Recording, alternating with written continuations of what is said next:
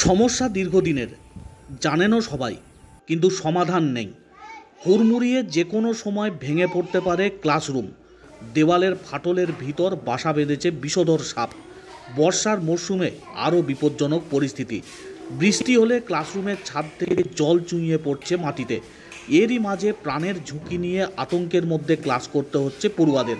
এমনই বেহাল অবস্থা পশ্চিম বর্ধমানের দুর্গাপুরের কাঁকসার রাজবাঁধ নিম্ন বুনিয়াদী বিদ্যালয়ে। খুদে পড়ুয়ারা তারা যেমন আতঙ্কিত, অভিভাবক অভিভাবিকারা তারাও আতঙ্কিত বিদ্যালয় ভবনের এই বেহাল পরিকাঠামোয়। সমস্যার কথা জানেন সকলেই, জানানোও হয়েছে সংশ্লিষ্ট কর্তৃপক্ষকে, জনপ্রতিনিধিদের, কিন্তু সুরাহার রাস্তা কে করবে তা নিয়ে জানেন না কেউ। তাই আতঙ্ক নিয়েই ক্লাস করতে হচ্ছে খুদে পড়ুয়াদের। বৃষ্টি হলে ক্লাসরুমের ছাদ চুইয়ে পড়ছে জল, দেয়ালের ফাটলে নানা সময় ঢুকে পড়ছে বিষধর সাপ। আর এই পরিস্থিতির মধ্যেই পঠন পাঠন চলছে পশ্চিম বর্ধমানের দুর্গাপুরের কাঁকসার রাজবাঁধ নিম্ন বুনিয়াদী বিদ্যালয়ে। প্রত্যেক দিন এই বিদ্যালয়ে আসে খুদে পড়ুয়ারা।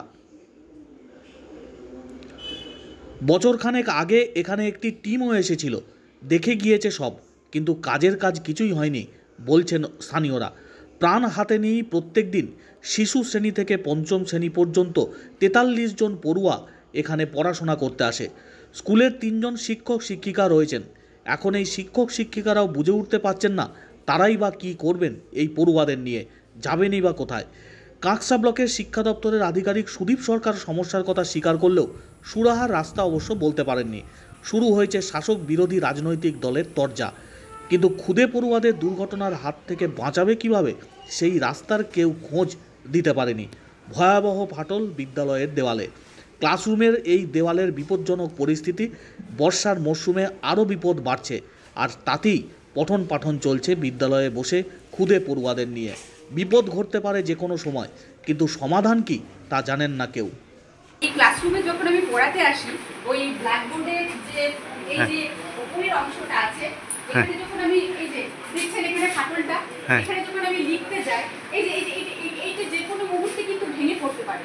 তারপর যখন বৃষ্টির জল, প্রচন্ড বৃষ্টি হয়, বৃষ্টির জল এই যে চুইয়ে পড়ে, আমার লিখতে অসুবিধা হয়, আমি নিজের মাথায় পড়ে, আবার বাচ্চাদের যখন ডাকি এখানে কোনো প্রশ্নের উত্তর দিয়ে লিখতে, বাচ্চারা সেটা লিখতেও পারে না, কারণ আমার পাঠাতেও ভয় লাগে, আবার বৃষ্টির জলে ওরা ভিজেও যায়, মাথায় ভিজে যায়। দেয়ালটাও তো চারিদিকে ফাটা। হ্যাঁ, দেওয়ালটা ফাটা, মাঝে মাঝে সাপ এসে ঢুকে থাকে ওই ফাটলের মধ্যে, সেটাও একটা ভয়ের আতঙ্কের ব্যাপার যদি ক্লাস করাতে হয়।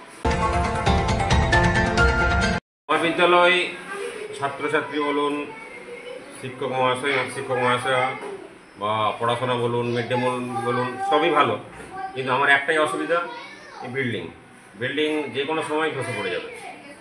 তার মধ্যে কোনো রকম দুটো রুম ভালো আছে, তার মধ্যে এই দুটো রুমের মধ্যে 6টা ক্লাস করাতে হচ্ছে। এখানে শিশু 1 থেকে, আমরা যেটাকে প্রি প্রাইমারি বলি, প্রি প্রাইমারি থেকে ক্লাস 5 অবধি। কতজন আছে পড়ুয়া? 43 জন স্টুডেন্ট। এর মধ্যেই সব কিছু, তার মধ্যে আবার অফিস। বিল্ডিংয়ের অবস্থা আপনারা তো দেখতেই পাচ্ছেন বিল্ডিংয়ের কী অবস্থা, এবং এই জন্য আমি বহু জায়গায় দরখাস্ত দিয়েছি, এবং সরকারি আধিকারিক তারা কথা দিয়েছেন যে তারা শীঘ্রই ব্যবস্থা নেবেন। আমি মাননীয় মন্ত্রী মহাশয় প্রদীপ মজুমদার মহাশয়কেও দরখাস্ত দিয়েছি, বিদেশ চেয়ারম্যানকেও দেওয়া হয়েছে। ওনারা আমাকে আশ্বাস দিয়েছেন খুব শীঘ্রের মধ্যে ব্যবস্থা হবে, কিন্তু আমি যতক্ষণ না হচ্ছে ততক্ষণ আমি খুবই আশঙ্কার মধ্যে আছি, যে কোনো সময় কিছু দুর্ঘটনা ঘটে গেলে হতে পারে। ভিডিও বিষয়ে অ্যাপ্লিকেশন দেওয়া আছে। রাজবাঁধ জুনিয়র বেসিক স্কুলে আমরা ভিজিট করেছি, এবং ওর একটু কন্ডিশনটা একটু খারাপ আছে, সেটা আমরা দেখেছি। অলরেডি ইঞ্জিনিয়ার সাহেব উনি দেখে এসছেন, এবং উনি ভেটিং এস্টিমেট করেছেন, এবং আমরা ডিপার্টমেন্টও পাঠিয়েছি। আশা করছি খুব তাড়াতাড়ি এই কাজটা শুরু হবে এবং সমাধান হয়ে যাবে। তৃণমূল সরকার আসার পর থেকে প্রাইমারি স্কুল শুধু নয়, শিক্ষা ব্যবস্থা ধ্বংস করে দেওয়া হয়েছে। ইতিমধ্যে প্রায় 8,500 স্কুল প্রাইমারি বন্ধ। মমতা ব্যানার্জি চায় না যে প্রাইমারি স্কুলে যারা গরিবরা পড়াশোনা করে যায় তারা যেন পড়তে না যায়, তার জন্য তিনি বড় বড় শিল্প ধরে নিয়ে এসছেন, ইউনিভার্সিটি স্কুল বানাচ্ছেন, অর্থাৎ সরকারি স্কুলকে বন্ধ করে বেসরকারি নজর দিচ্ছেন। এই কারণেই সেখানে মুনাফা আসবে, সেখানে টাকা আসবে, মাসওয়ার আসবে, তাই আজ গরিব বাচ্চা যেন পড়তে পারে।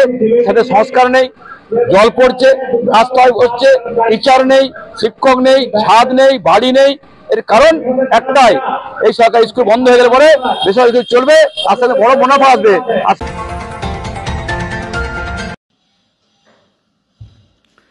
রাজবাঁধ প্রাইমারি স্কুলে যে ভগ্নদশা আমাদের নজরে এসছে, এবং এগুলো অনেক পুরনো স্কুল, তো আমরা বিষয়টা নজরে রেখেছি এবং স্কুল পারপাস আমরা বেশ কিছু ফান্ড খুব দ্রুত অ্যালট করছি।